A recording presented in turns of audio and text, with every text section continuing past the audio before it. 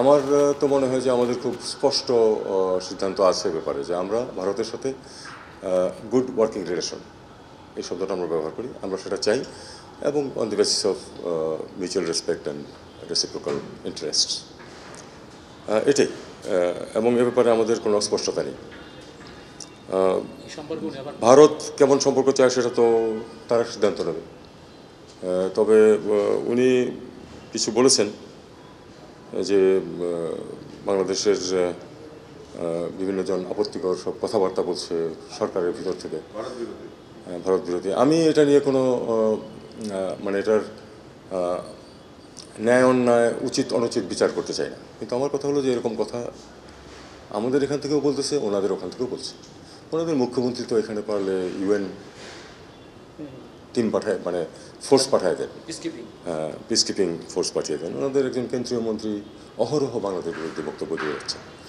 তো আমরা ঠিক আছে, এগুলি চলতে থাকবে ধরে নিয়েই তো আমরা চেষ্টা করতেছি যে সম্পর্ক ভালো করা যায় কিনা। কাজে আমাদের অবস্থানটা সেটাই যে আশপাশ থেকে দু চারজন কী বললো না বললো সেটাতে মনোযোগ না দিয়ে আমরা বরং আমাদের সম্পর্ক ভালো করার চেষ্টা করি। এবং সম্পর্ক ভালো করতে গেলে তো বরং আমাদের প্রাক্তন প্রধানমন্ত্রী যে ওখানে ভারতীয় আতিথেয়তায় থেকে যে বিভিন্ন কথাবার্তা বলছেন, এগুলি তো আসলে ক্ষতিকর, সম্পর্কের জন্য ক্ষতিকর। ঠিক আছে, আমাদের অস্থিতিশীলতা বা এ ধরনের কিছুকে আমাদেরই সামাল দিতে হবে, কিন্তু ওনার বক্তব্য যে সেটাতে আগুনে ঘৃতাহুতি দিচ্ছে, এটা তো স্বীকৃত ব্যাপার, সবাই জানে এটা। একইভাবে ধরুন ভিসার ব্যাপার, ভিসা অ্যাবসলিউটলি তাদের অধিকার, তারা যে কাউকে ভিসা না দিলে আমাদের কিচ্ছু বলার নেই। কিন্তু যখন ভিসা দেওয়া হচ্ছে না বা কমিয়ে দেওয়া হচ্ছে সাংঘাতিকভাবে, আমরা তো বিকল্প খুঁজে নেবই। Walton Washing Machine. Simplifying life with hassle-free washing. এগুলি হচ্ছে স্বাভাবিকতা। আমরা চাই যে ভালো সম্পর্ক চাই, কিন্তু যদি কোনো সমস্যা কোনোখানে থাকে আমাদের সেটা বিকল্প দেখতেই হবে। সংখ্যালঘু সম্বন্ধে উনি আবার বলেছেন। তবে সংখ্যালঘুর বিষয়টা হচ্ছে যে এই অভিযোগগুলি প্রধানত ভারতীয় মিডিয়ার যে বিকৃত একটা তথ্য প্রবাহ সৃষ্টি করেছে তার ভিত্তিতে এগুলি বিভিন্নখানে বিভিন্ন জন বলে বেড়াচ্ছে।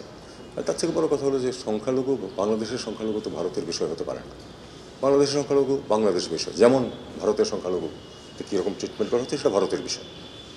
কাজে এটা আমি মনে করি যে এ ব্যাপারে ওই যে নন ইন্টারফিয়ারেন্স পলিসি আমাদের যেতে হবে। আমাদের সংখ্যালঘুদের বিষয়টা আমরা দেখছি, তারা বাংলাদেশের নাগরিক।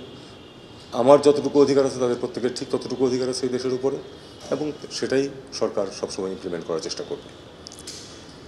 আর কিছু কি বাদ পড়লো? 29 মিলিয়ন সম্বন্ধে আমাকে এখন যদি আপনারা কিছু জিজ্ঞেস না করেন তাহলে ভালো। আপনারাও খুব বেশি তথ্য জানেন না এই সম্বন্ধে, আমি তার থেকেও কম জানি।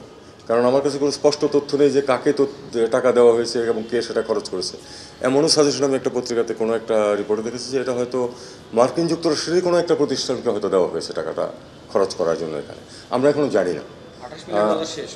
না, তা হোক, $28 মিলিয়ন বা $29 মিলিয়ন নিশ্চয়ই খরচ হয়ে যাবে, কিন্তু বিষয়টা হচ্ছে আমরা তো জানি না কে করেছে। এবং আমাদের যে এনজিও বিষয়ক ব্যুরো, তারা কিন্তু বলেছে যে এরকম কোনো এন্ট্রি তাদের নাই। এবং আমি যতটুকু জানি, আমি একটি সংস্থার সাথে জড়িত ছিলাম অনারি ডাইরেক্টর হিসাবে অনেকদিন।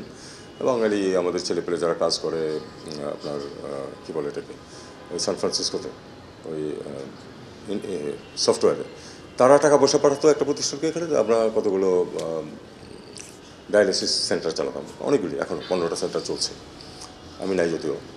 তো সেটা টাকা পয়সা আনতে গিয়ে আমি তো দেখেছি যে কোনো টাকা অ্যাকচুয়ালি ওই এনজিও ব্যুরোর অ্যাপ্রুভাল ছাড়া ক্যাশ করাই সম্ভব না। কাজে এই $29 মিলিয়ন ব্যাপারে এনজিও ব্যুরো বলছে যে এমন কোনো এন্ট্রি তারা দেখতে পাচ্ছে না।